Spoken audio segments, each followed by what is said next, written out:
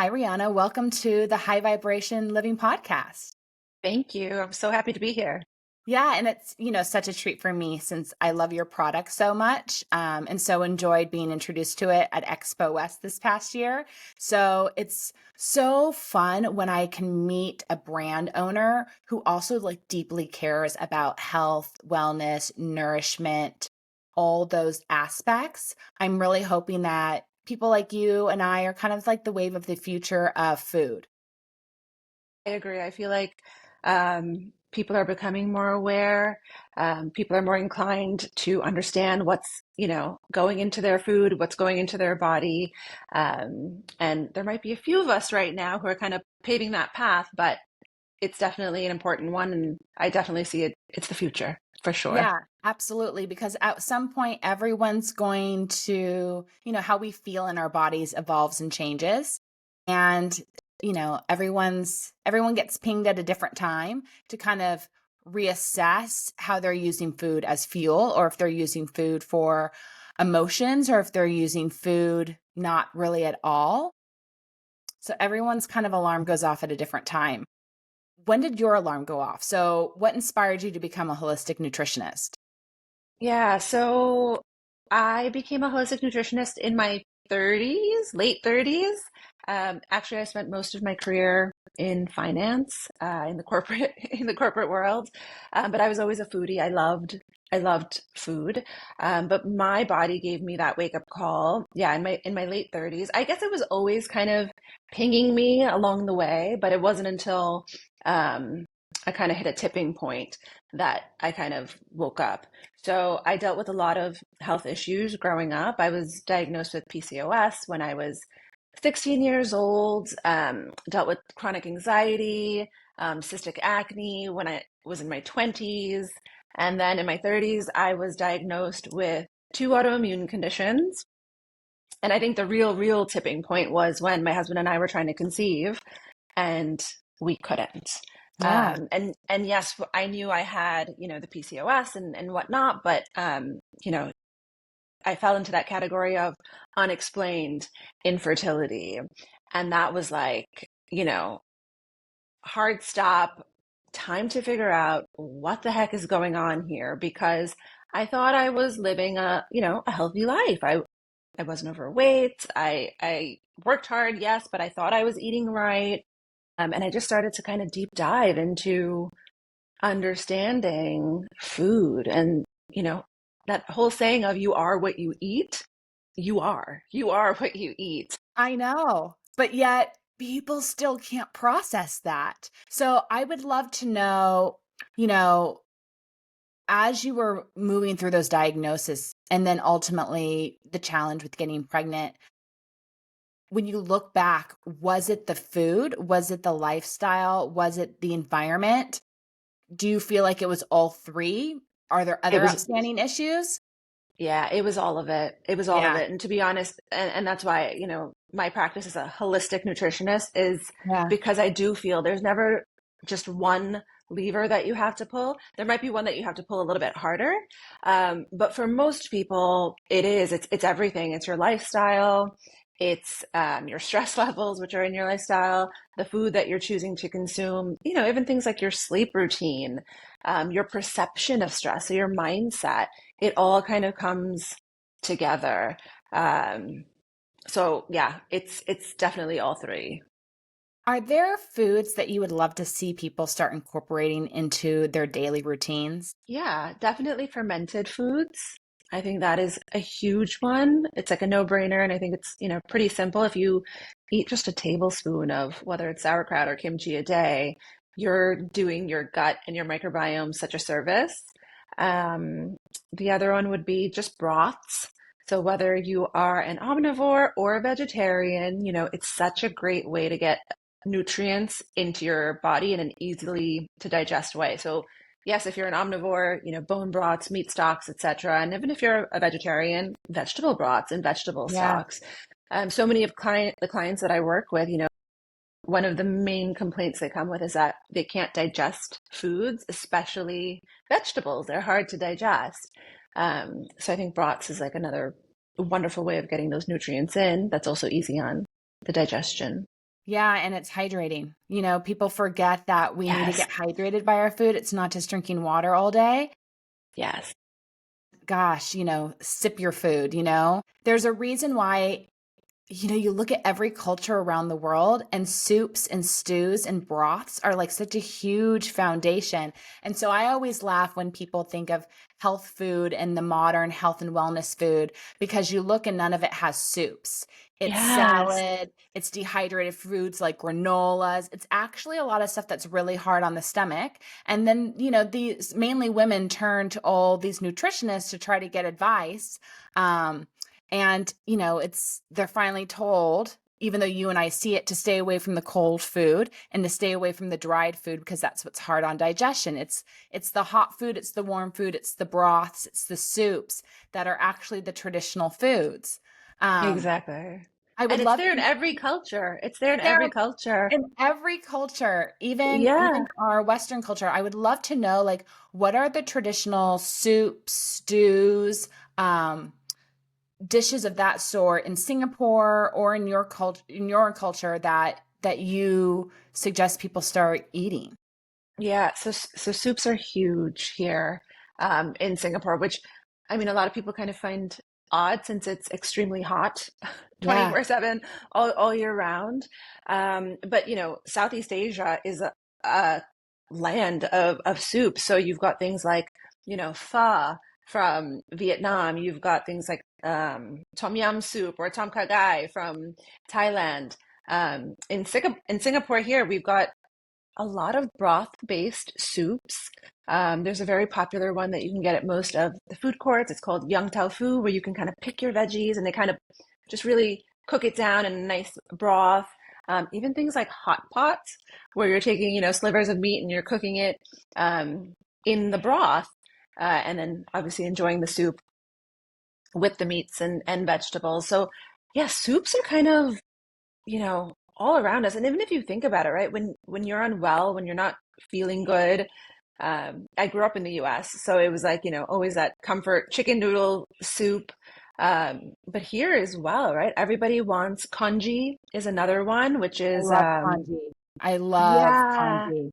And again, it's got that base of a really good broth. That's what's actually Yeah. giving it that flavor. And then the white rice, which is, easy to digest. Um, but yeah, like those are your comfort foods. Those are the ones that are really going to help you feel better. Yeah. Now, my question is, since, you live in Singapore, you've traveled around the world, the tough thing I find with soups, and maybe it's because I'm a chef and I know too many of the corners people cut in the kitchen, is how do you find a place that is going to make the broth from scratch versus a place that is using like processed bouillon cubes or Yeah. MSG or like a lot of powdered additives to create their broth instead of using actual bones and cooking it for a long time to get the depth and the holistic benefits that we're looking for beyond just the flavor. How do you choose where you're going to get your soups these days? Because you can't trust every place you eat. You ask a lot of questions. Okay. So, so I feel like I'm that annoying person who will, dive into. And if you're at a restaurant and a waiter or waitress, they don't know, I'm like, bring someone out, who does know. And then even just traveling around Southeast Asia, it's so lovely to see because you have a lot of these open kitchens.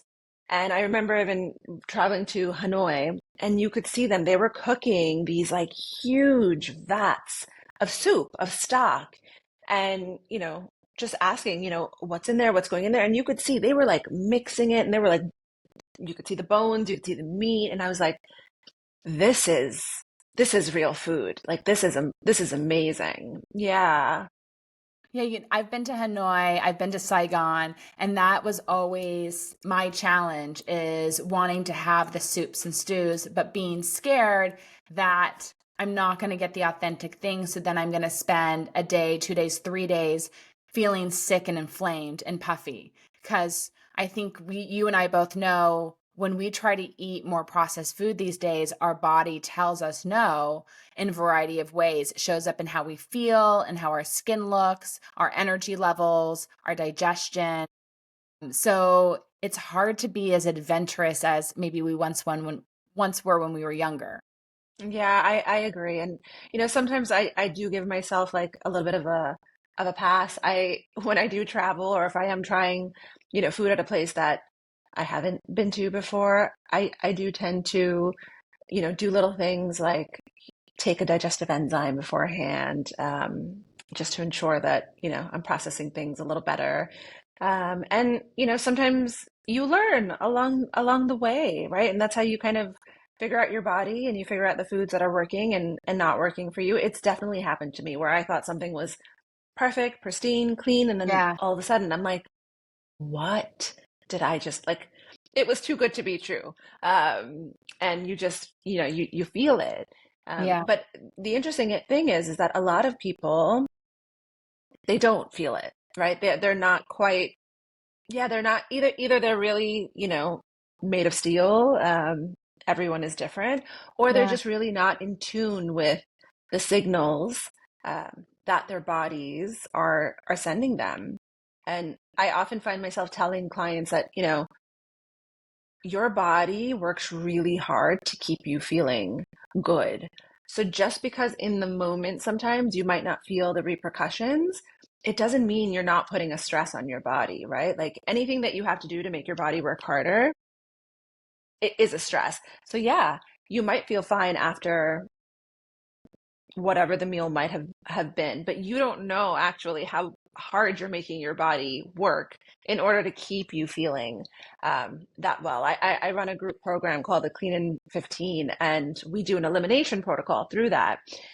And many times, people are like, "Oh my gosh, Rihanna, you made me allergic or you made me sensitive to this food." And I'm like, there's no way me having you remove a food for just 2 weeks, 15 days is going to create a sensitivity. But the fact that you've given your body a chance to relax, your inflammation levels come down, once you've brought that food back in, it's giving you the real response of, what it has been doing to you all along, whether you've felt it or not. So it's fascinating. This is great because I wanted to ask you about your Clean 15 program. So, explain a little bit more about your elimination diet. And I love that it's just 2 weeks. That's super manageable for people that are really curious about why they aren't feeling great and like a simple tweak and a simple way for them to approach figuring out the root of it. Yeah. So um, when I started the program, obviously I wanted it to be longer. Um, but then at the same time, I was like, okay, I want to make this manageable for real people. And telling people to eliminate some of their favorite foods for a long period of time seems very daunting, um, and hard. So in the span of things, 2 weeks is a pretty short period of time, but it was the amount of time I found where people could really see big differences. So during the 2 weeks, we eliminate all dairy, all grains, added sugars, alcohol, and then for non-vegetarians, lentils and legumes as well. And then after the 15 days, we bring those foods back systematically one by one to kind of help us understand. But the magical thing is, even if you aren't particularly sensitive, let's say, to a food, you start to understand how you've been building your plate, in terms of portions of your macros, for example, or how dependent you were maybe on a particular macro. In Asia, everyone feels like their plate is not complete without, a big bowl of rice, for example. Yeah. And there's that fear like, oh my gosh, how am I going to feel full? How am I going to feel satisfied? So that's really like a big component, right? Just the mindset. And then the other part of it is our habits. So many of us just eat because, well, I don't know, it's breakfast time, it's lunchtime. I grab that piece of chocolate, even if it's, like a Who chocolate or dark chocolate, but I grab it every night after dinner, whether I want it or not. It's just habitual. So for these 15 days, it's like you are hyper aware, and I'm there, obviously guiding you along the way. But you're asking yourself these questions, am I hungry? what am I feeling? How am I feeling after my meal? Um, how is my energy? How is my mood? What could be triggering it? I tell people write everything down. So it's fascinating. It is amazing how much people learn about themselves, really, and just the whole mental connection to how we eat and why we eat and how much we eat. So it's an amazing short journey that really can be a game changer for many. Does it make people change the items that they bring into their home and bring into their pantry? It does. Yeah. So I have a quick start guide, which is basically like a pantry clean out. And a lot of people are like, oh my gosh, Rihanna, you're making me buy all of this stuff. And I was like, this is like a one-time sweep, from changing out the oils that you're using to really kind of deep diving and turning your packaging over and reading, the labels to understand what's in there. And then, replacing it with the better options because I'm also I'm a foodie, right? I'm a huge believer that I don't want anyone to give up the foods that they love, but I want them to be able to eat better versions of Yes. that. Yeah, so it's going to We're on the taste same great. page. Yeah, and I'm always just Yeah, trying to tell people, like, you don't have to say goodbye to it forever, but there's an upgrade. Like, if you like hot dogs, just buy 100% beef hot dogs or buy ones that say 100% grass-fed, grass-finished. Like, if you like peanut butter, eat organic peanut butter that's just from peanuts, you know? ex exactly. You don't Exactly. have Just to give it up. understand. Yeah. Yeah. Yeah. And that is the other big thing. So I do give recipes, with the program. Uh, And people are shocked because they're like, this tastes good, I mean, I definitely had that misconception when I got into nutrition that, oh my God, if I go see a nutritionist, they're going to make me give up all the foods that I love. They're going to be making me eat like, I don't know, steamed broccoli and grilled chicken for every meal, and I can't do it. So yeah, I provide these recipes, and people are like, this is awesome. Like I could eat this all the time, and my family could eat this all the time. So that's super rewarding as well. And you bring up a good point. I think everyone thinks healthy food is just eating plain fruit, having granola and yogurt, a plain chicken breast, steamed vegetables. If they're lucky, they get a sweet potato. And I think that's the opposite of healthy, whole food, seasonal eating. So I'd love to know, like, what are you making for your family, and what are some of the recipes that you're suggesting to your clients, just so people can hear ideas. Yeah. So a favorite of ours at home, and that actually clients also love as well. I do an anti-inflammatory soup. So again, it's got that base of, a broth, whether it's a veggie broth or a meat broth. And then it's got ginger, it's got turmeric in there. So those really healing herbs and spices. And then of course it's got, whether you want to put chicken in there or some form of legume in there, chickpeas or fava beans or something for your protein. And then of course some veggies. So one pot, really easy, um, really flavorful. Another popular one is shakshuka. I Oh, feel like yeah. for breakfast, people are so intimidated by making anything other than a scrambled egg or a fried egg. And I'm like, Yeah. buy some good quality, jarred tomatoes, add a little bit of spices in there, and you've got an incredible, delicious, satisfying meal, whether it's for breakfast um, or brunch. So that's a really popular one. And then I do cauliflower falafels. And we do Oh, a very we creative. yeah, and we do like a kale super seed tabbouleh, so we're not Yeah. using the bulgur wheat, we're using seeds instead. A lot of parsley, a lot of kale. So again, really fiber forward in that meal, but it's getting creative, and people are like, "Oh my gosh, I never thought I could use cauliflower rice and, some almond flour to make falafels," and it turns out delicious. Yeah. Yeah. We have similar styles. So I do a quinoa tabbouleh for some of my clients. And then I love doing shashushka actually for meal prep for my clients because they can Yeah. use it for dinner. And Yes. and then you can find great recipes out there too that do a green shashushka. So it's adding a lot of also green chard in with the dish. Yeah.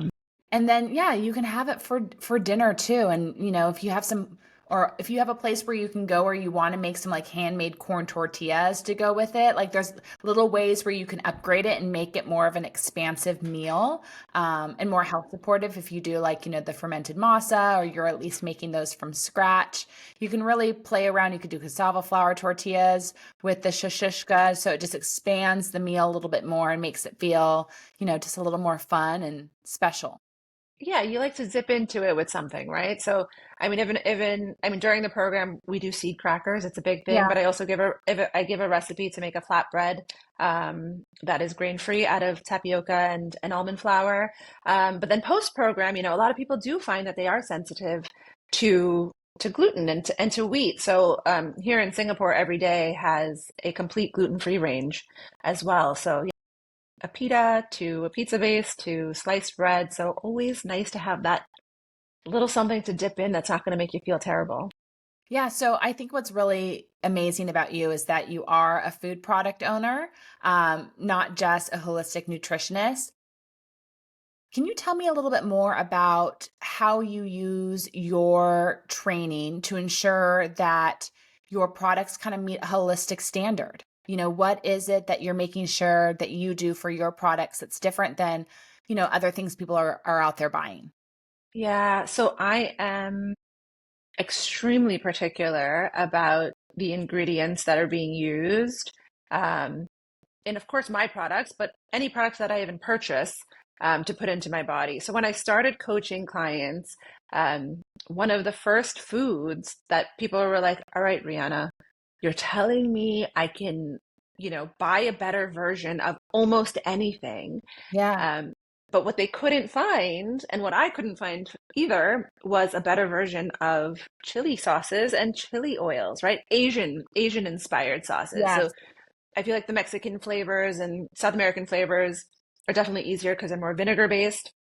But when you're looking at the oils, right? Yes. That for me was the big kicker because I am very big on getting rid of inflammatory oils. I even tell people who work with me, I'm like, if you end up just making one change and that's swapping out the oils that you're cooking with and using Yeah. in your kitchen, you are going to be in so much of a better place. So I started to create these chili sauces and chili oils in my own kitchen I mean, I was making them for myself, but then I started making them for my clients.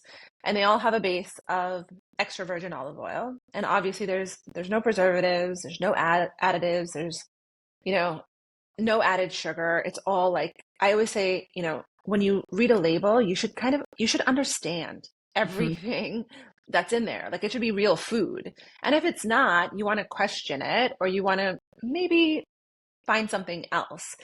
So same thing. I want everyone to be able to pick up any of my chili oils, any of my chili sauces and say, okay, it's got extra virgin olive oil. It's got chilies. It's got, kaffir lime leaves, let's say, or galangal or shallots, but these are like real food ingredients.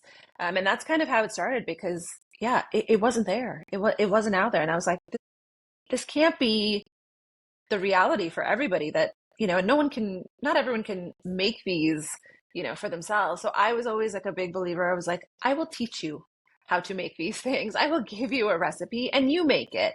But modern day, we're busy. We Mhm. do need those convenient foods, and I want to be able to find, and I want people I work with to be able to find those convenient foods that give them the flavors that they want, but also keep them feeling their best as well. So that's how Everyday really started. I was literally making huge pots of chili sauce and chili oil in my kitchen, and then it kind of just took off from there. So yeah, ingredients are at the core of everything I put out there, and I really, and I'm sure everyone who gets into this space from a holistic standpoint, has that intention. But at this point, I will not make something if I Mhm. can't ensure that it's got the best quality ingredients. And if we do have to put, a preservative or an additive, then it's not the product for our line. So, Yeah, yeah, I understand. And it's why, in this day and age, why would you want to put energy behind something that you can't use yourself? Who exactly. who has time for that? Yeah, exactly. So, It's like being it a clothing designer and then not designing stuff that you would actually want to wear. yeah, and I always say, some people are not the face of their brand, or they're some brands are just company run. But this came from me, right? From my kitchen, from my purpose, and I want to be proud of, and I want to be able to stand behind every single product that gets put out there. And I think that's why, at least in Singapore, so we've launched recently in the US, but in Singapore, it almost it almost was like it was a no-brainer for people to pick up, which was such an amazing feeling for me because the trust was there, right? I have worked with tons of people here in Singapore, and they kind of were like, you know what? If Rihanna's put it out there, I know it's gonna be great. I know it's not gonna make me feel terrible.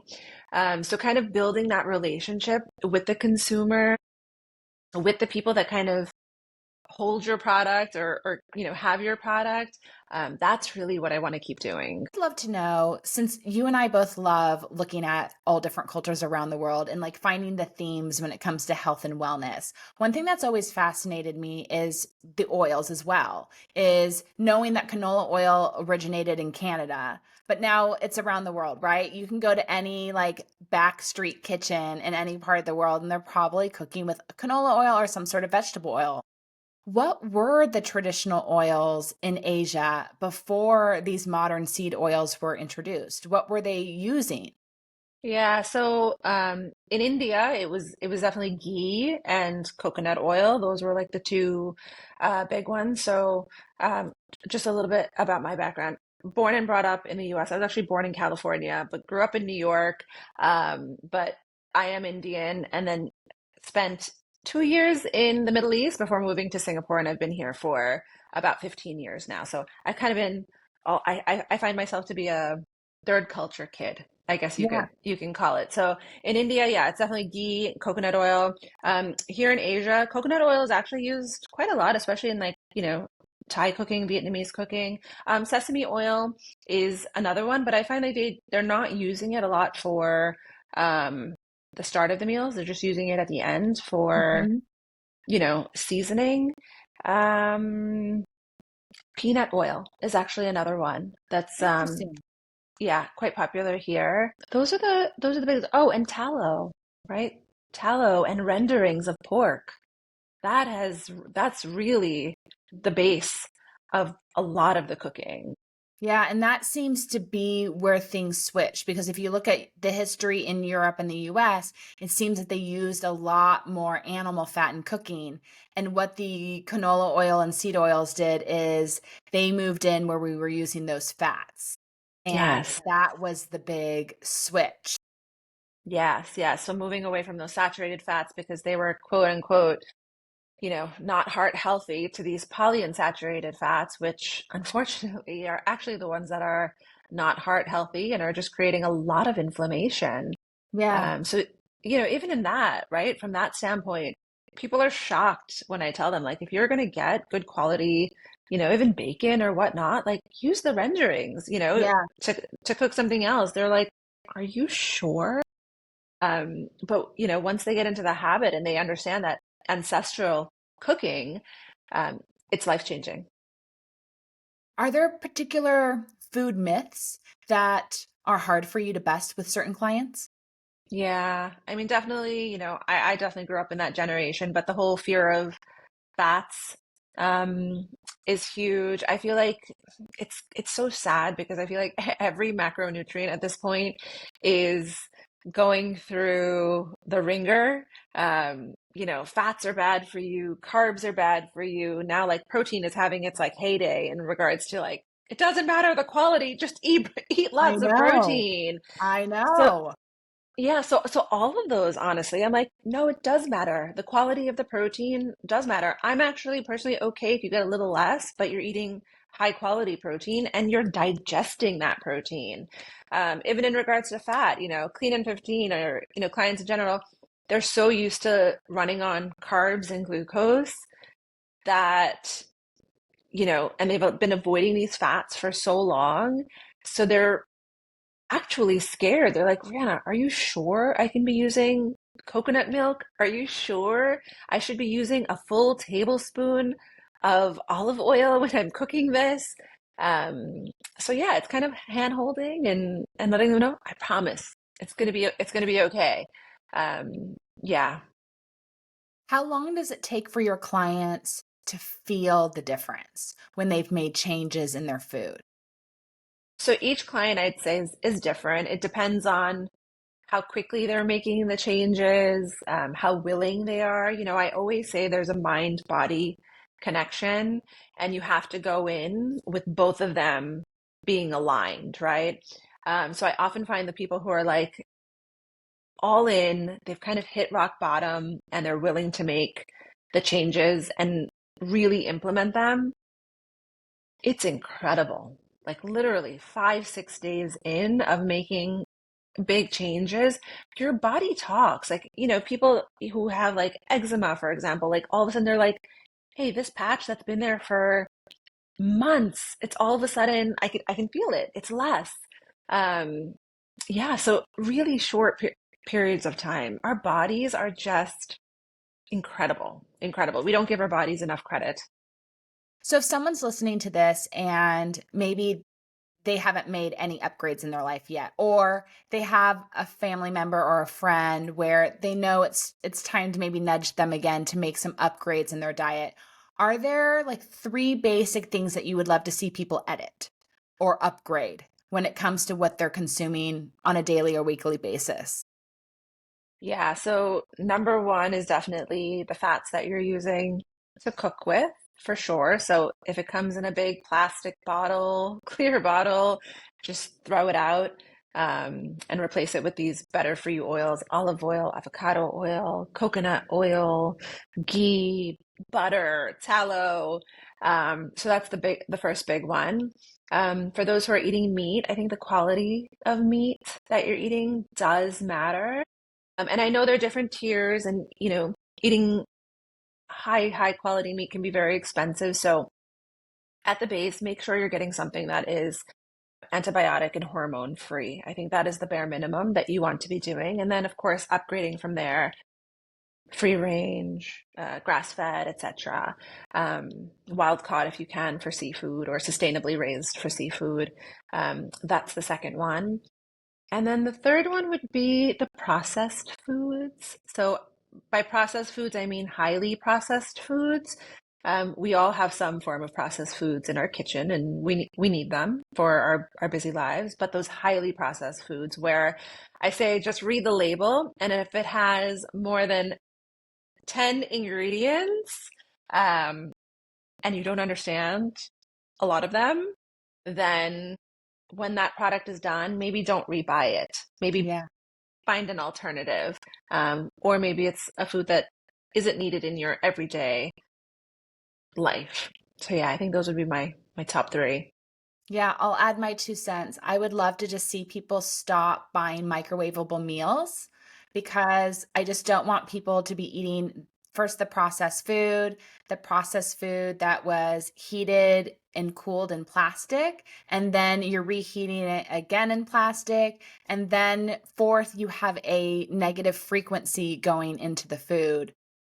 I would number 1, I would love people to remove microwavable meals, and number 2, I would love to see fast food evolve. I know it will never Yes. go away forever, but there's a way that we can make it more health supportive, more fresh, and more just more delicious and nourishing. Just think like how amazing it would be if when you went to go get a hamburger, it was 100%, you had the option of 100% grass fed, grass finished, seared on that skillet, done with an animal fat like salt and pepper. Amazing. Like, I mean, Yes. it doesn't have to be complicated, like, not Yeah. iodized salt, real salt, like, I think fast food can be healthy because it can just be food.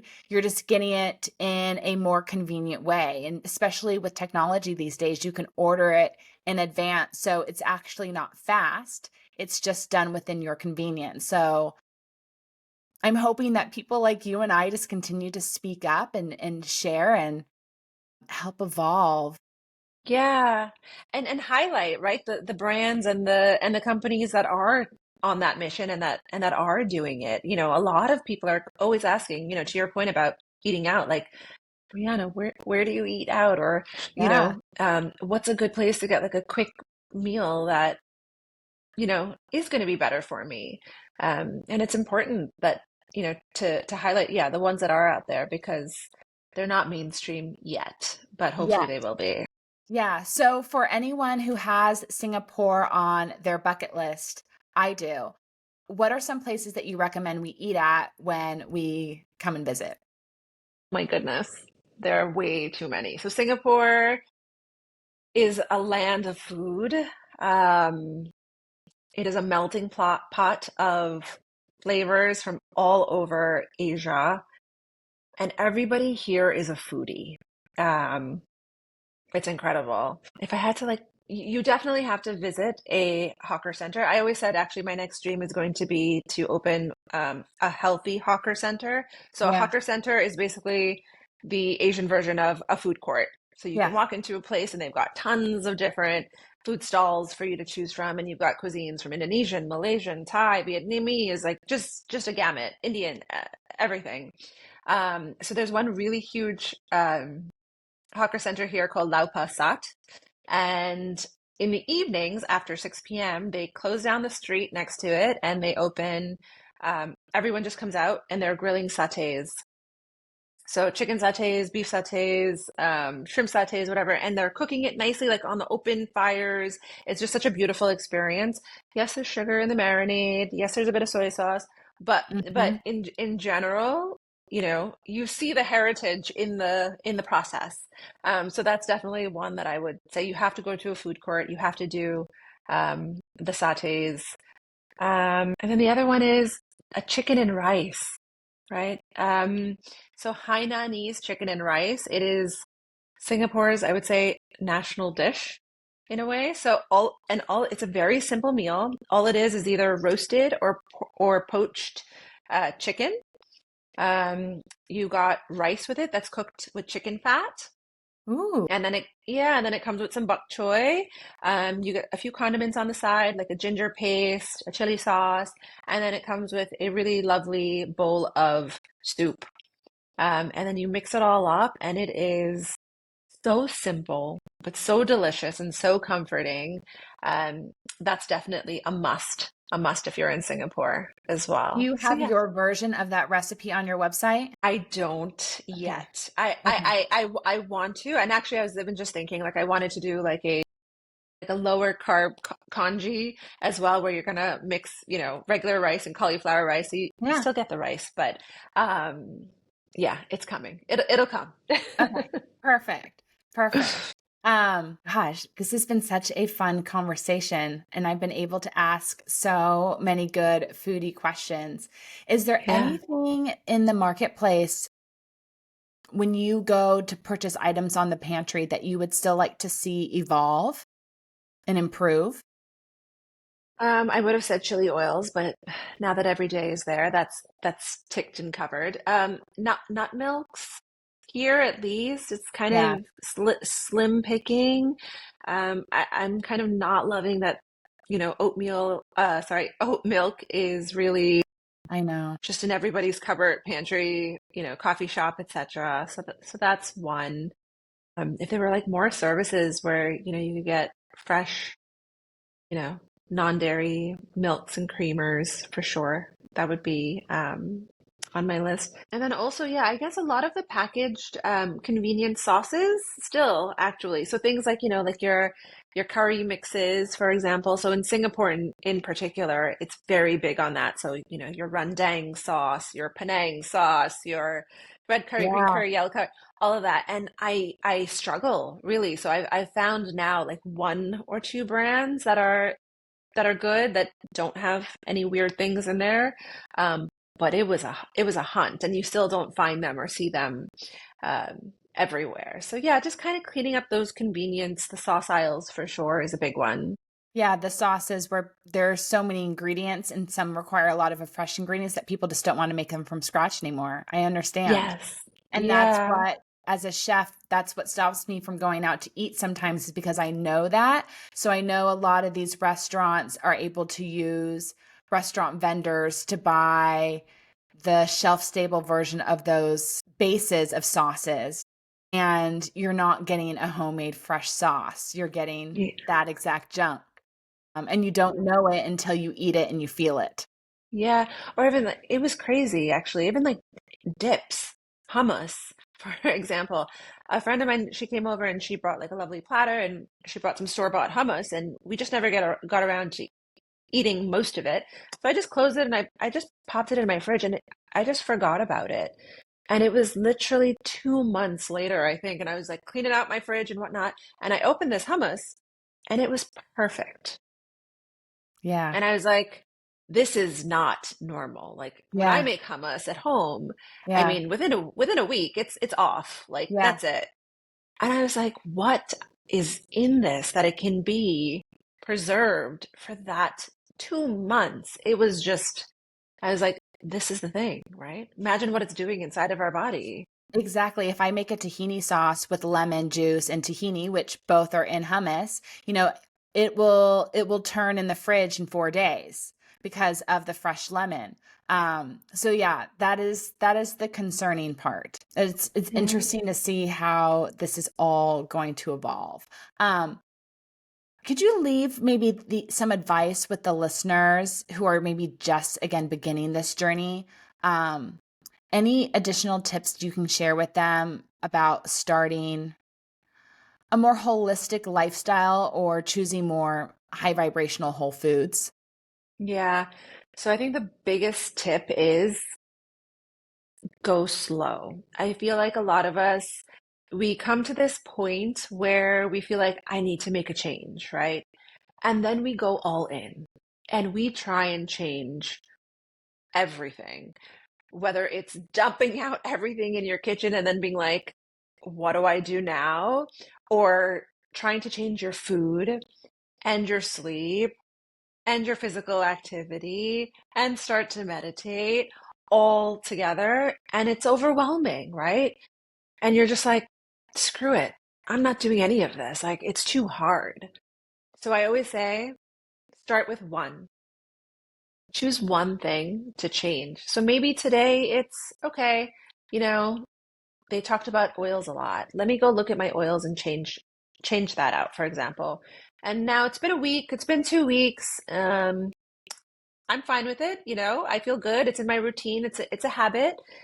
Let me go into something else now. Let me take a look at, the quality of the meats that I'm buying. My chicken just ran out. Let me see what I can change there, or what, improvement I can make. So just take it step by step, because the last thing you want to do is feel overwhelmed, feel like it's unmanageable, and not make any changes at the end. I always say, it is a marathon. It's not a Yeah. race. It's not how quickly you can implement these changes, but it's for how long that you keep these changes, in your life. And the slower you go, the more manageable I think it is. Low and slow. That's a great tip. Well, where can people continue to learn from you, work from you, with you, maybe learn more about your Clean 15 program? Please Yeah, share. so I am quite active on Instagram. So healthy-ish and happy is my handle. Healthyishandhappy.com is my website. I share a lot of recipes on there as well. I always say, we all want to be healthy, but we need a little bit of ish in order to stay happy. So it's all about I agree. finding that finding that balance. So yeah, those are the two main places where you can find out more about myself and, all of the good stuff. And then everydayfoods.com and everyday_foods on Instagram as well. Are there any particular shops in the US that you recommend that we can go pick up the chili oils and sauces? Because they're to die for. And I want the listeners to know if there's any place that they can just walk in and grab it as well. Yeah, so not yet. We are on Amazon. Perfect. Um, so I can share the storefront. with you so that people can even kind of understand a little bit more about the brand as well. On the East Coast, we are in some smaller retailers like Happier Grocer. We are working very hard to get into some West Coast grocery stores soon. So hopefully soon. Hopefully it'll definitely be more accessible in terms of getting to a market and picking it up off shelf soon. But Amazon right now is your go-to. Perfect. I'll have those links in the show notes for you guys. So it's easy for them to follow along and keep learning with you. Can you just leave Yes. the listener with one final health, wellness, spiritual tip that they can consider adding into their life as they kind of make these little upgrades? Always listen to yourself, right? I feel like there's a lot of noise out there right now in regards to, there's a lot of information, and you might be seeing a lot of people do a lot of different things and feel like I should be doing that and I should be doing that. But I always say just take a minute, pause, and kind of evaluate, right?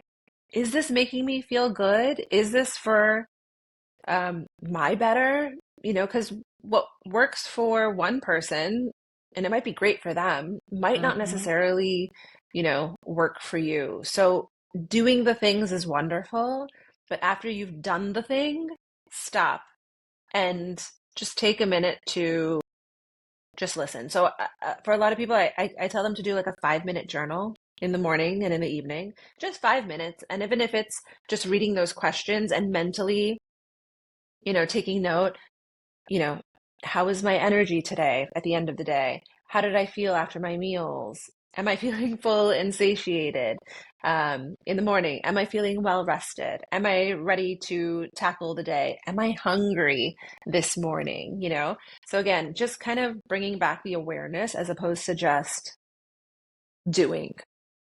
Yeah, absolutely. If you are just doing without purpose, what's the purpose?